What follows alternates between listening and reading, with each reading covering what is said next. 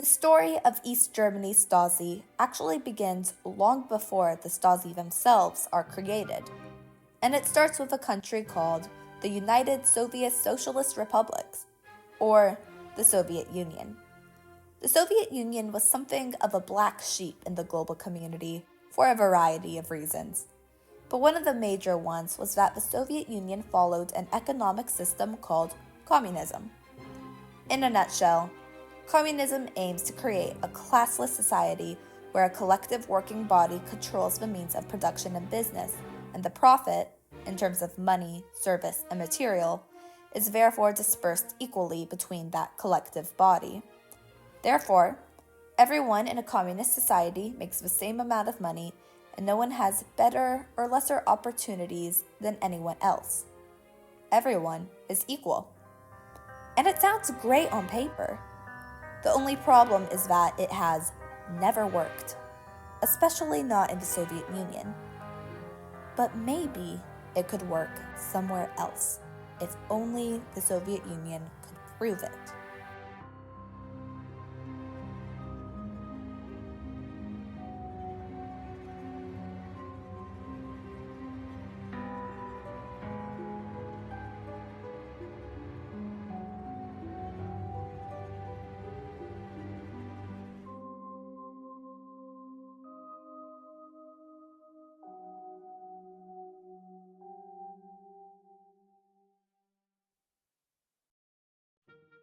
Look, establishing a state where everyone, regardless of intelligence or work ethic, is totally equal is difficult on its own.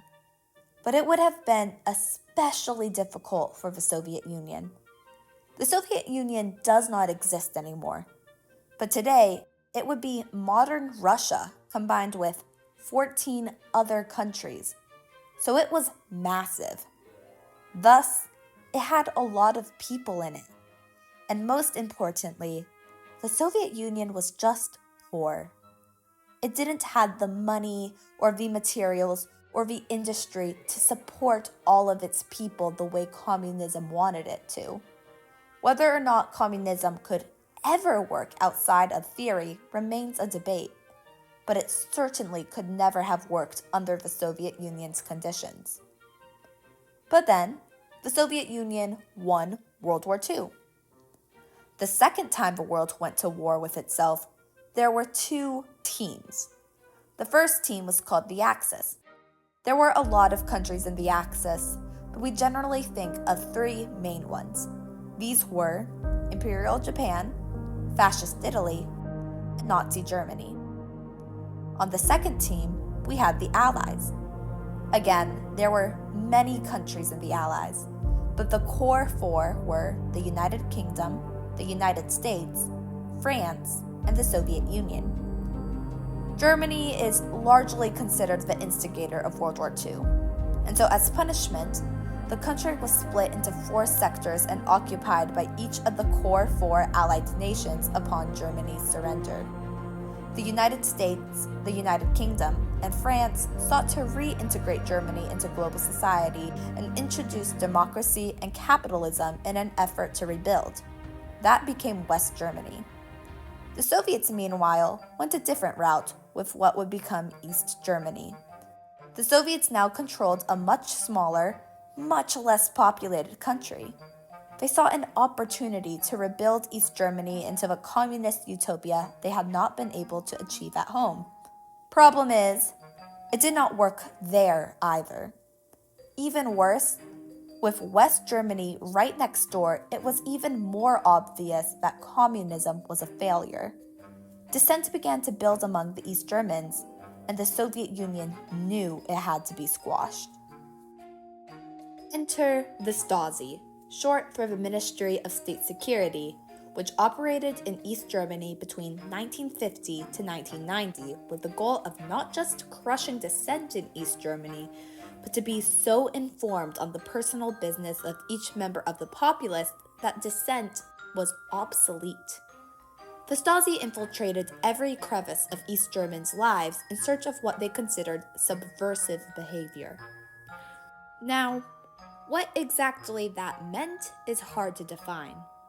Criticizing the East German government privately or publicly was obviously unacceptable, but so were minor things like listening to punk music or even having one's TV antenna pointed west. Once identified as a subversive, a number of things may happen to an East German. Since they had infiltrated every part of East German society, the Stasi may have caused East Germans to lose their jobs or get kicked out of university. They may be arrested and sent to Stasi prison, where they would be subject to a grueling interrogation before being tortured. Really unlucky East Germans would be arrested, interrogated, tortured, and murdered.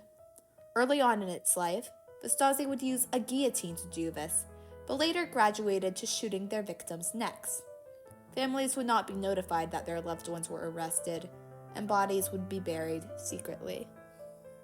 But what makes the Stasi uniquely evil in the history book was how heavily they depended on civilian participation to operate. At one point, 1 in every 63 East Germans were a Stasi informant. These people would report on their coworkers, neighbors, friends, and even their own families. There were a variety of reasons East Germans would do this. The Stasi liked to appeal to the East German sense of patriotism, and rooting out subversives was, according to them, very patriotic. Sometimes they appealed to the East German sense of adventure. Other times, the Stasi offered practical boons. East German informants were more likely to get promotions at work, were paid more, and received superior educations. East Germany's economy was never particularly stable, so this was no small thing.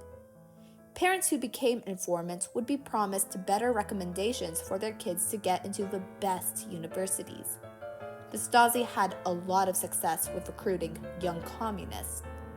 But chiefly, the Stasi preyed on the vulnerable sects of East German society. They carefully studied the physical, sexual, and mental histories of their targets. The Stasi particularly tended to target the lonely Germans with an offer of community. The Stasi were so deeply connected to everything that they had their own choir.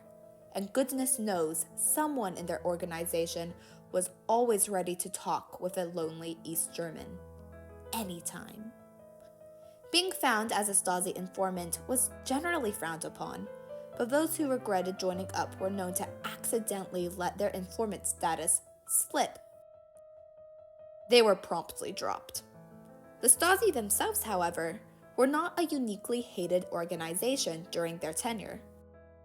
Rather, they were viewed as just one cog in the failing machine that was East Germany, not more terrible than anything else the East Germans had to live under. In fact, a small sect of East Germans were actually quite fond of the Stasi. Until East and West Germany reunited into one Germany, and the true extent of the Stasi's crimes came to fruition. The Stasi tried to destroy the evidence of their incursions into privacy, but there was simply so much material that they only ended up destroying 5% of their extensive collection. As it turned out, the Stasi had a file on not just every East German, but every single person who had ever deigned to step foot in East Germany at any time in the country's history. They also had 26,000 audio recordings, 2 million photographs and slides, and 46 million index cards worth of stolen private information. East Germans were not only horrified by the sheer volume of private information that had been stolen, but by whom it was stolen by. Friendships, careers, and even marriages have been destroyed over the Stasi. The modern German government is still trying to piece together the recovered scraps of destroyed evidence to this day. The World Health Organization reports that East Germans who lived through the fall of the Berlin Wall have higher levels of PTSD than their subsequent generations. Many of the former East Germans still grapple with paranoia and a fear of their own government. Modern-day Germany still feels the scars of the Stasi and their East German regime to this day. But the country is healing. The Stasi failed. and East Germans refuse to be tied down by their time under their regime. Germany continues to work towards a better future every single day, free from the Stasi at last.